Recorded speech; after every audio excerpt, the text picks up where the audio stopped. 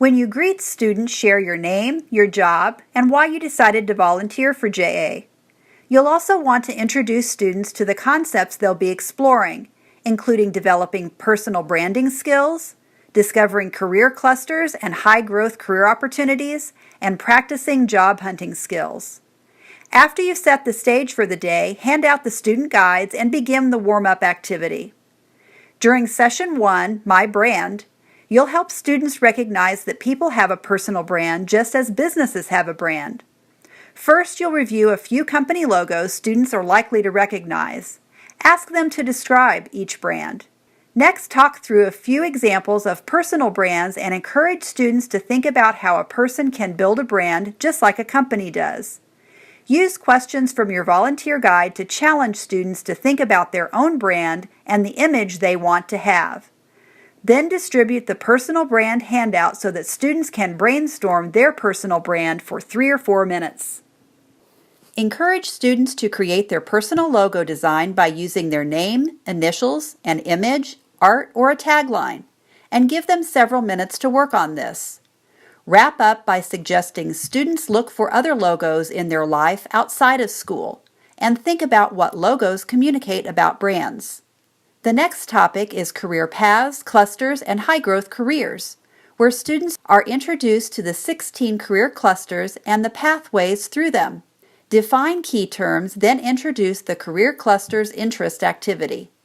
Allow 5 to 10 minutes for students to complete the career cluster's interest survey handout either on paper or online. Once students have identified their top career clusters, they'll have another 10 minutes to explore those of most interest. As students work, post the career information sheets around the classroom for use later in the day.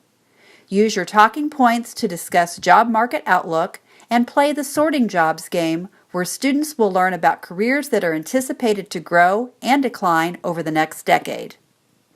At this point, you'll have been teaching for 90 minutes or perhaps a little more. And before moving on to the next topic, it might be a good time for a short stretch break. When everyone is back and settled, move on to talking about career mapping, where students will learn about how early experiences can build transferable skills that contribute to future job success. Play the game called Who Am I? Through a series of clues that you'll read aloud one at a time, teams will try to guess the celebrity and his or her career. Complete directions are provided in your volunteer guide. Realize you may have time to only play 1 or 2 rounds, not all 3. Next, talk with students about why we use maps and how some of the detail on maps can help us. Display the sample career map and talk about the various experiences that contribute to the career goal. Tell students to think about the different career paths and clusters they explored earlier. Review the questions on the display screens to help students get started and give them a few minutes to work on their My Career Map handouts. Let students know that they've already been developing skills and gaining knowledge that may help them with their career goals.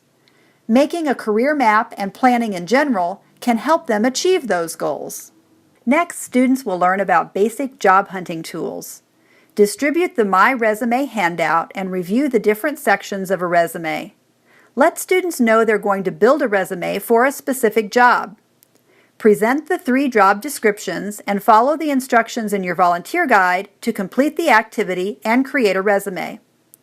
After the resume builder activity, ask students about interviewing do's and don'ts and play the video about enthusiasm and attitude.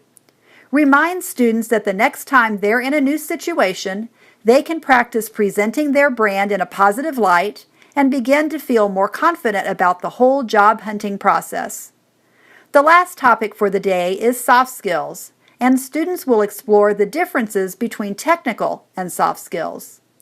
The video highlights how soft skills are important to successful job interviewing. You'll introduce key terms, then help students brainstorm examples of both soft and technical skills.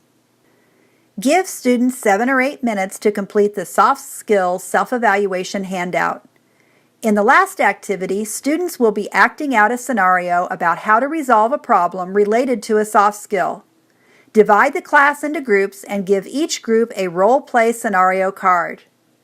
Allow 7 or 8 minutes for them to plan and rehearse their skits, and then ask for volunteers to perform in front of the class.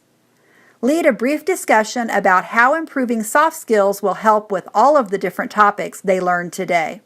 Use the last few minutes of the day to review the program's key learning points and to present the program certificates. Encourage students to share with you what they learned and enjoyed most about the program. This concludes the JA in a Day, It's My Future Blended overview video. Thank you for being a Junior Achievement volunteer.